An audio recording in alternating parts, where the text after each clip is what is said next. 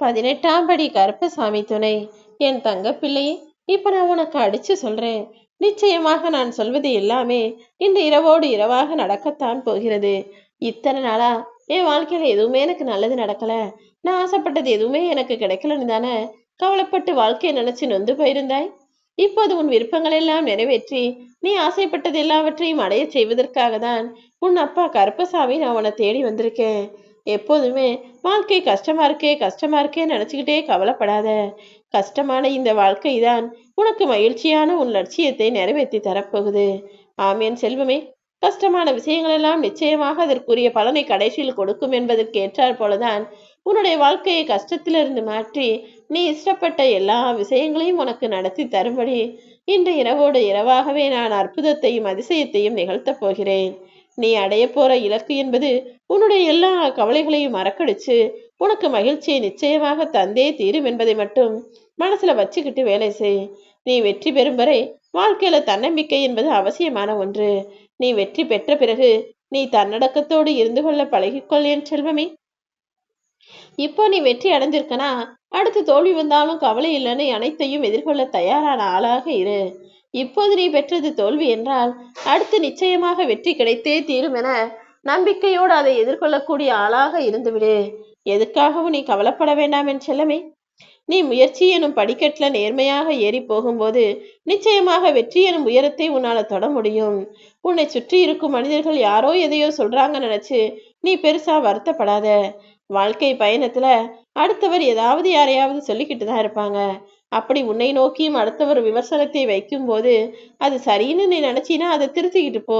இல்லை அவர்கள் தவறா சொல்றாங்கன்னு நினைச்சினா சரின்னு சிரிச்சுக்கிட்டு அவர்களை கடந்து போய்கிட்டே இரு என் செல்லமே. என்னதான் உன் வாழ்க்கை திறந்த புத்தகமாக நீ மனசுல நினைக்கிறதெல்லாம் வெளியே சொல்லிட்டு இருந்தாலும் உன் மனசுல யாருக்கிட்டையும் சொல்லாம மறைச்சு வச்சிருக்க ஒரு உண்மையான ரகசியமும் எனக்கு தெரியும். கவலைப்படாத, அதை நான் யாருக்கிட்டையும் சொல்ல மாட்டேன். ஆனா அதுக்கு பதிலா நீ ஆசையாக நினைச்சதை உன் வாழ்க்கையில நான் நடத்தி தர்றேன். கடனாக இருந்தாலும் சரி, அன்பாக இருந்தாலும் சரி, அதை திருப்பி கொடுக்கணும்னு நினைக்கிற என் அன்பு பிள்ளையான உன் வாழ்க்கையில நிச்சயமாக எல்லா நல்ல விஷயங்களையும் நான் நடத்தி தர்றேன். உனக்கு சரின்னு பட்டதைத்தானே நீ அடுத்தவர்களிடம் பேசுகிறாய். அப்படி இருக்கும்போது அதுல யாராவது குறை சொன்னாங்கன்னா அதுக்காக நீ மன்னிப்பு கேட்கணுன்ற அவசியமே இல்லை. நீ எல்லாருக்கும் உண்மையாக இருந்தாலும் எல்லாரும் உனக்கு உண்மையாக இல்லை என்பதை நான் மட்டும்தானே அறிவேன். 10 பெரியவங்க உட்கார்ந்து பேசுற இடத்துல நீயும் ஒரு ஆளா உட்கார்ந்துருந்தீனா அங்க எதையும் பேசாமல் உதடுகளை பூட்டி வைத்துக் கொள்வதுதான் உனக்கான மதிப்பையும் மரியாதையும் பெற்றுத்தரும். அது மட்டும் இல்ல, அவங்க 10 பேரோட சேர்ந்து நீ 11வது பெரிய மனிதனாகவும் கருதப்படுவாய். தேவையில்லாம யார் மீதும் எந்த கோபத்தையும் வெளிப்படுத்தவும் வேணாம். அதே போல எல்லாரும் இருக்கிற இடத்துல எனக்கு தான் எல்லாம் தெரியுன்ற மாதிரி ஆணவமாக பேசிவிடவும் வேண்டாம். உனக்கு கோபமோ அல்லது மன அழுத்தமோ மன வருத்தமோ இருக்கும்போது எந்த முடிவையும் எடுக்காமல் பொறுமையான ஆளாக இருந்துவிடு. ஏன்னா இப்படி உணர்ச்சி வசப்பட்ட சூழ்நிலையில நீ எடுக்கக்கூடிய முடிவுகள் எல்லாம் நிச்சயம் தவறானதாகத்தானே இருக்கும். உணர்ச்சிகள் மேலோங்கி இருக்கும்போது உன்னுடைய புத்தி சரியாக வேலை செய்யாதுங்கிறத புரிஞ்சுக்கோ.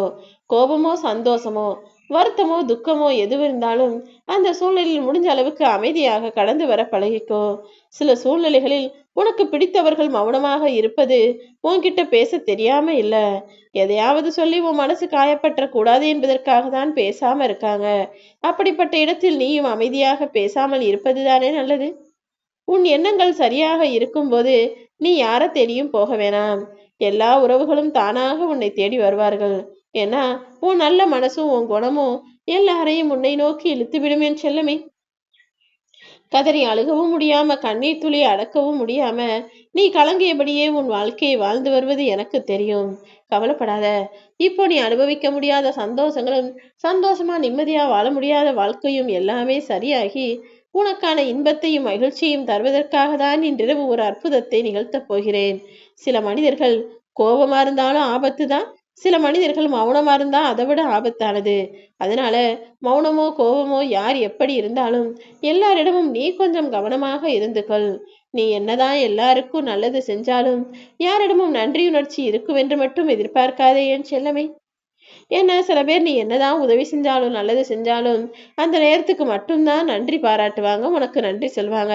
அதுக்கு பிறகு அவங்க உன்னை திரும்பி கூட பார்க்காம நீ யாரோ அவங்க யாரோங்கிற மாதிரி தான் நடந்துக்குவாங்க.